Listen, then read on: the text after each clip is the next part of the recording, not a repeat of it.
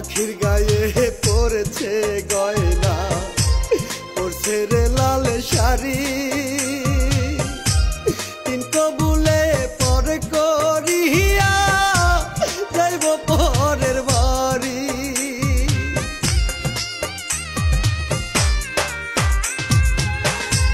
পাখির গায়ে পড়েছে গয়না, পড়ছে রে লাল শাড়ি,